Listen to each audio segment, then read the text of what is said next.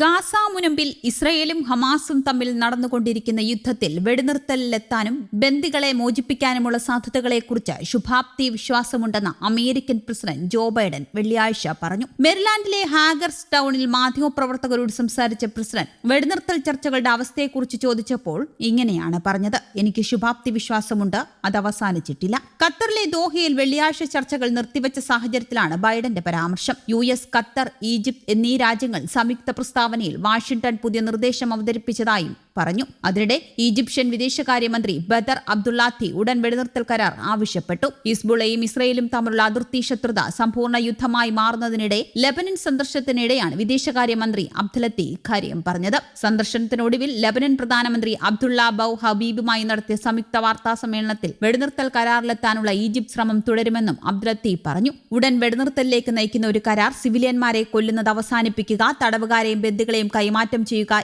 എന്നിവയാണ് ഇതിന്റെ പ്രാഥമിക പരിഹാരം. ഈ പ്രദേശം ഒരു സമഗ്ര യുദ്ധത്തിന്റെ ചൂളയിലേക്ക് വഴുതി വീഴുന്നുവെന്നും അദ്ദേഹം പറഞ്ഞു. പതിറ്റാണ്ടുകൾ പഴക്കമുള്ള ഇസ്രയേൽ പലസ്തീൻ സംഘർഷത്തിലെ ഏറ്റവും പുതിയ രക്തച്ചൊരിച്ചിലിന് തുടക്കമിട്ടത് 2023 ഒക്ടോബർ 7 ഹമാസ് ഇസ്രയേലിനെ ആക്രമിക്കുകയും 1200 പേരെ കൊല്ലുകയും 250ഓളം പേരെ ബന്ദികളാക്കുകയും ചെയ്തതോടെയാണ്. പ്രാദേശിക ആരോഗ്യ മന്ത്രാലയത്തിന്റെ കണക്കനുസരിച്ച് ഇൻക്ലേവിൽ ഇസ്രയേലിനെ തുടർന്നുള്ള ആക്രമണം 40,000 പലസ്തീനുകളെ കൊന്നൊടുക്കി. ഏകദേശം 2.3 ലക്ഷത്തോളം വരുന്ന മുഴുവൻ ജനങ്ങളെയും മാറ്റിപ്പാർപ്പിച്ചു. ഹമാസിനെ കൂടാതെ ഹമാസ് നേതാവ് ഇസ്മയിൽ ഹനിയെ ടെഹ്റാനിൽ കൊലപ്പെടുത്തിയതിന് ഇറാനെ പോലെ ഒരു ഉന്നത കമാൻഡറെ കൊന്നതിനും ഇസ്രയേലിനെതിരെ തിരിച്ചടിക്കുമെന്ന് ഹിസ്ബുള്ളയും പ്രതിജ്ഞയെടുത്തു. അതിനിടെ ഇസ്രയേലിലെ സുരക്ഷാ ക്യാബിനറ്റ് അംഗങ്ങൾക്ക് ഇറാന്റെയും ലബനിലെ ഹിസ്ബുള്ള ഗ്രൂപ്പിന്റെ വധഭീഷണിയെന്ന് റിപ്പോർട്ട്. മന്ത്രിമാർ, ഇന്റലിജൻസ് ഓഫീസർമാർ, സൈനിക ഉദ്യോഗസ്ഥർ, പാർലമെന്റ് അംഗങ്ങൾ തുടങ്ങിയവർക്ക് ജാഗ്രതാ നിർദ്ദേശം നൽകിയതായും ഇസ്രയേലി മാധ്യമം റിപ്പോർട്ട് ചെയ്തു. ഹമാസ് മുൻ തലവൻ ഇസ്മയിൽ ഹനിയെ, ഹിസ്ബുള്ള ഉന്നത കമാൻഡർ ഫൌദ് ഷുക്കർ എന്നിവരെ ഇസ്രയേൽ ജൂലൈയിൽ വധിച്ചിരുന്നു. ഇറാൻ മണ്ണിൽ നടന്ന വ്യോമാക്രമണത്തിലാണ് ഹനിയെ കൊല്ലപ്പെട്ടത്. രണ്ട് വധങ്ങൾക്കും പ്രതികാരമായി ഇസ്രയേലിലെ ഉന്നത ഉദ്യോഗസ്ഥനെ ഇറാനും ഹിസ്ബുള്ളയും ലക്ഷ്യമിട്ടേക്കുമെന്ന വിവരത്തെ തുടർന്ന്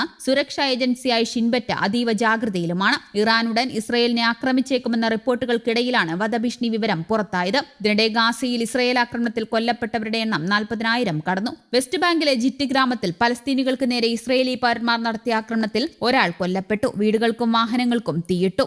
US-ഉം ഇസ്രയേൽ സൈന്യവും ആക്രമണത്തെ അപലപിക്കുകയും ചെയ്തു. അതേസമയം ഗാസയിലെ വെടിനിർത്തലിനായി ഈജിപ്ത്, ഖത്തർ, US എന്നിവരുടെ മധ്യസ്ഥതയിൽ ദോഹയിൽ വ്യാഴാഴ്ച തുടങ്ങിയ ചർച്ച ഇന്നലെ താൽക്കാലികമായി അവസാനിപ്പിക്കുകയായിരുന്നു. അടുത്തയാഴ്ച വീണ്ടും തുടങ്ങും. ഹമാസ് പ്രതിനിധികൾ പങ്കെടുത്തതുമില്ല. ഇസ്രയേൽ സംഘം പങ്കെടുത്തിട്ടുണ്ട്. ഇരുപക്ഷത്തിനും അനുയോജ്യമായ തരത്തിൽ മാറ്റങ്ങൾ വരുത്തിയ പുതിയ വെടിനിർത്തൽ നിർദ്ദേശം US ഇന്നലെ അവതരിപ്പിക്കുകയും ചെയ്തിട്ടുണ്ട്. ഇത് പ്രാവർത്തികമാകുമെന്നാണ് ബൈഡൻ ശുഭാപ്തി വിശ്വാസം പങ്കുവച്ചത്. News desk, Kerala Kaumudi.